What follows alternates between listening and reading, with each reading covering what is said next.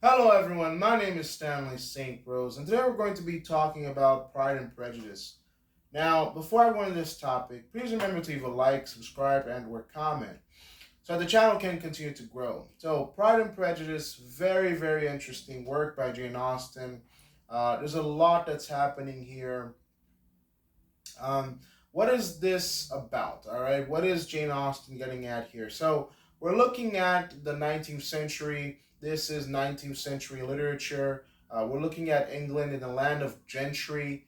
And pretty much women at this time, the only way that you could get out of, working or having, or the only way you could have a life, the only way you could, have money, the only way you could be successful and maintain your social status is by getting married. And the Bennett sisters within this work here, there's five of them.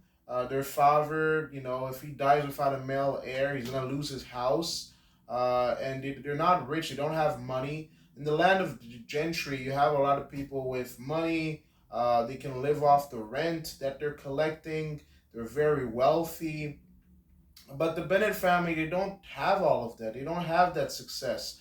They don't have that money. And so the women, they have to marry, and they have to marry people who were rich, people who had money. So pretty much what happens within this work, we see Elizabeth. She's trying to find someone to marry. Ultimately, she does marry Mr. Darcy. There's a back and forth. At some point, Pride and Prejudice comes in. Elizabeth had her prejudices towards Darcy, and Darcy had his prejudices towards Elizabeth. But ultimately, they do get married, and we see the lives of the sisters develop throughout this work, who they get married to, the entanglements, and ultimately what happens to all of their sisters and where they all end up. This novel, there is a lot of back and forth, not knowing who's going to marry who. And pretty much the women throughout the novel, they feel very trapped. They do feel very trapped because you only have one option. It's to get married, and you have to marry rich. Because within the 19th century, number one, you want to maintain your social status. If you're living in the land of gentry, you want to be a classy woman, a woman of nobility, a woman of class, a woman of high social status. And so you have to marry someone who has money, like a Mr. Darcy. So the five sisters here throughout the novel, they're just like looking for men, and not just any type of man. Rich man, man with power, man with wealth, man with money, man with land. And so you can imagine that there's a lot of stress, there's a lot of wondering, who is going to marry who. And what's kind of really sad with this work is that, a lot of the people who get married within this work, or a lot of the couples we meet within this work, it's not because of love. A lot of them is not because of love or passion.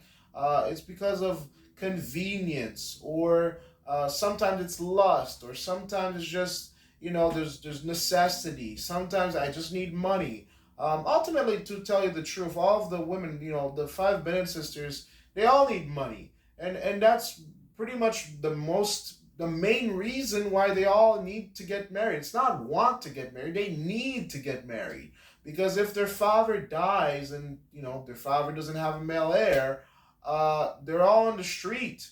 And so, in the 19th century, there's, the other types of way women can survive is working hard, grueling jobs.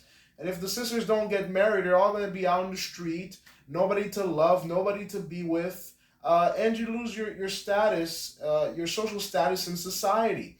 And so the women, they all, get themselves out there to find someone to take them. And if that doesn't happen, they're pretty much they're screwed if they don't find somebody.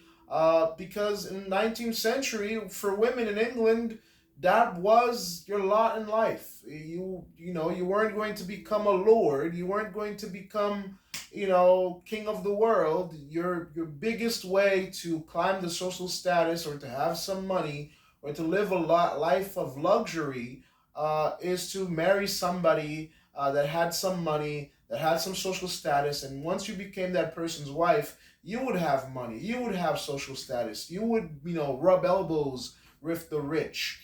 So the novel, in some ways, it does end up in a good place. We get the Elizabeth marrying Darcy. We get the lives of the other sisters. I do recommend reading this book and seeing the close details of what happened to the sisters. But they all get an ending for themselves, and we see how their lives roll out. Ultimately, in terms of deeper meaning and analysis here with this novel, is that this novel is all about, what can I say, marriage, social status, hierarchies, the land of gentry, what it means to get married, and how marriage for these people and for a very massive part of human existence on this planet, marriage was always about security, money, needing people to survive. It wasn't only now recently that most people get married because they love somebody. I mean, that's very important.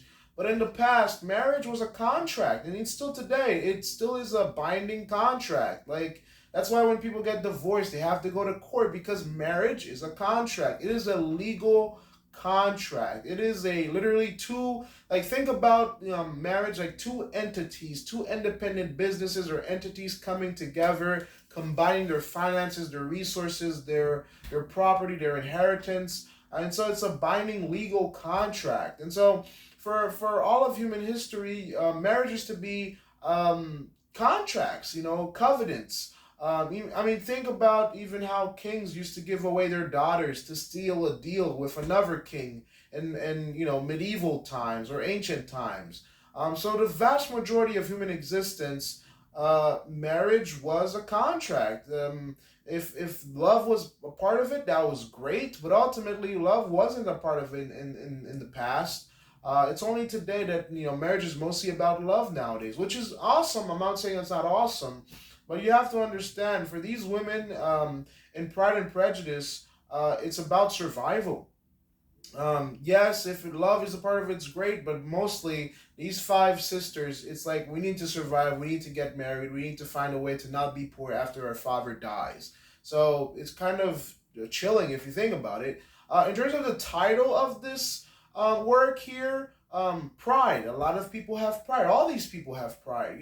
You want to keep your pride. What I mean by that is the pride of life. You want to be rich. You want to be smooth. You want to have the nicest clothes. You want to be invited to the nicest balls, the nicest parties. So all these people have pride. They want to keep their status. They're not just going to marry any old Joe or any old Jane.